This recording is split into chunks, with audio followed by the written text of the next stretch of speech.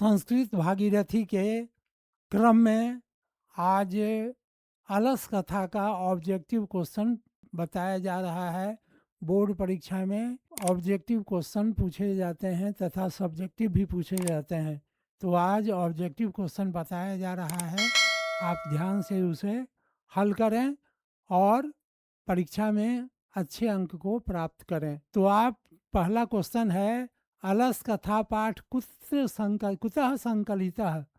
तो प्रश्न पूछ रहा है कि अलस कथा पाठ है वह कहाँ से संकलित है। ये हमारा अग्नि पुराण, पुरुष परीक्षा, रामायणतः और महाभारत। तो इसमें पुरुष परीक्षा होगा, पुरुष परीक्षा, इसका आंसर बी होगा। अलस कथा पाठस्य लेखकः कः। तो पूछता है कि अलस कथा पाठ के लेखक कौन है। ऑप्शन है कालिदास, विद्यापति, नारायण पंडित, वेद व्यास। तो इसमें विद्यापति हैं, विद्यापति हमारे, ये बी इसका आंसर होगा। मिथिलाया मंत्री का, मिथिला के मंत्री कौन थे। कर्मवीर, धर्मवीर, विशेश्वर, बुद्धिवीर। तो विशेश्वर जो थे वो मिथिला के मंत्री थे, ये इसका तीसरा का आंसर होगा। चौथा, मैथिली कवि कह आसित। मैथिली कवि कौन थे। तो यहाँ पर भास, कालिदास, विद्यापति और नारायण पंडित दिया गया है। तो ये हमारा उत्तर विद्यापति होगा। विद्यापति मैथिली कवि हैं और संस्कृत के भी कवि उनको कहा जा सकता है, लेखक हैं।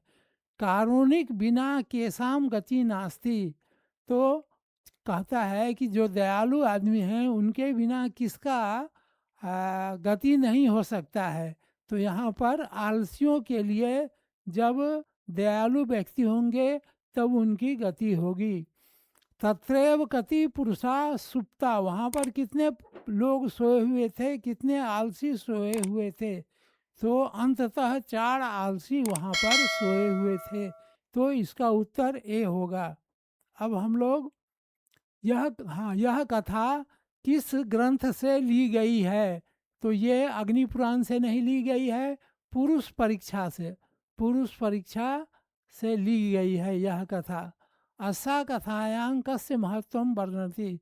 तो इस कथा में किसके महत्व का वर्णन किया गया है। तो ये मानव गुणों का वर्णन किया गया है इसमें। विद्यापति लोकप्रिय मैथिली कवि आसित। तो विद्यापति जो थे वो लोकप्रिय मैथिली कवि थे। अब हम लोग नीतिकार आलस्य, नीतिकार जो हैं वो आलस्य को क्या मानते हैं, रिपु मानते हैं, दुश्मन मानते हैं। आसित मिथिलायां, मिथिला में जो मंत्री थे उनका क्या नाम था। तो वीरेश्वर नाम था, वीरेश्वर नाम के मंत्री थे। आसित और मिथिला में आसित मिथिलायाम, ये वीरेश्वर नाम के जो कवि मंत्री थे वे मिथिला में हुए थे। अब है अलस कथा के रचयिता कौन हैं। तो अलस कथा के रचयिता विद्यापति हैं। अलस कथा कहाँ से संकलित है, ये पुरुष परीक्षा से संकलित है। वीरेश्वर कौन थे। तो मिथिला के मंत्री थे, वीरेश्वर जो थे वो मिथिला के मंत्री थे। मिथिला का मंत्री कौन था। ये हमारा वीरेश्वर जो थे वो मिथिला के मंत्री थे। मैथिली कवि कौन थे। मैथिली कवि विद्यापति हैं। मैथिली कवि मैथिल कोकिल के नाम से कौन प्रसिद्ध था। तो मैथिल कोकिल के नाम से विद्यापति प्रसिद्ध थे। तो हमने अभी तक 18 प्रश्नों को बनाया, अब 19वां है। आलसियों को कौन अन्न और वस्त्र देते थे। वीरेश्वर जो मंत्री थे वे आलसियों को अन्न और वस्त्र दिया करते थे। आलसी पुरुष कितने थे। अंत में जो आलसी पुरुष बचे थे वे 4 थे।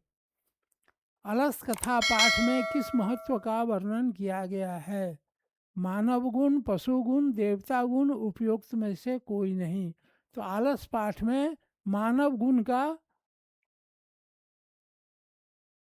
वर्णन किया गया है। वीरेश्वर दयालु थे तो वे आलसियों को भोजन देते थे, इसलिए वह मानवीय गुणों का यहाँ वर्णन किया गया है। आलस्य पाठ में किस दोष का वर्णन किया गया है? तो आलस में आलस का दोष, अलस कथा में आलस का वर्णन किया गया है। गरीबों और अनाथों को प्रतिदिन भोजन कौन कराते थे?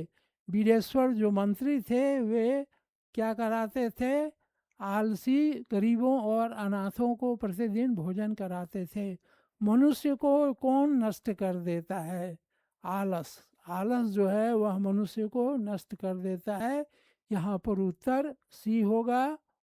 तो इस प्रकार हम लोगों ने 24 प्रश्न बना लिए। आप ऑब्जेक्टिव क्वेश्चन बनाइए और परीक्षा में पूरे के पूरे अंक प्राप्त कीजिए।